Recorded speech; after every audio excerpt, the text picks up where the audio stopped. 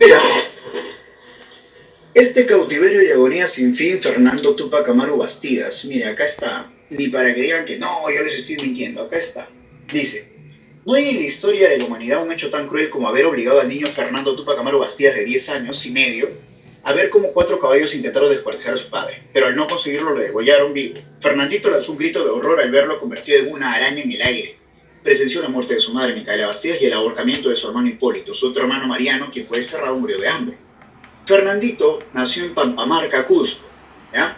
Y después falleció de melancolía aguda a los 29 años en Madrid el 19 de agosto de 1798.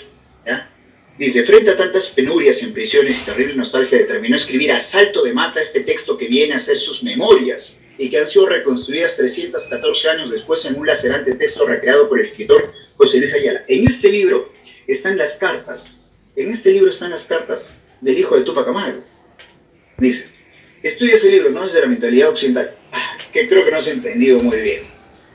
Si yo estudiara desde la mentalidad occidental, yo no diría, yo diría, mejor dicho, que el tema se llama descubrimiento de América. Yo digo bien claro: sometimiento y tortura por parte de las culturas hispanas en contra de las americanas.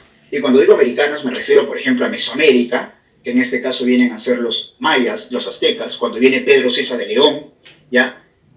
Cuando también llega Pedro César de León acá al Perú, ya la cultura inca como tal, y en la parte del norte, que en este caso vienen a ser para los apaches, ¿no? En la parte de Norteamérica, cuando vienen después de la embarcación de Mayflower, ¿ya? Cuando escapan de Inglaterra para producto de unas reformas protestantes y todo lo demás, llegan a la parte de Norteamérica.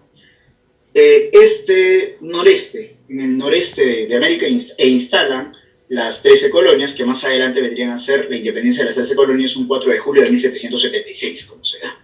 ¿Ya? Ahora dice: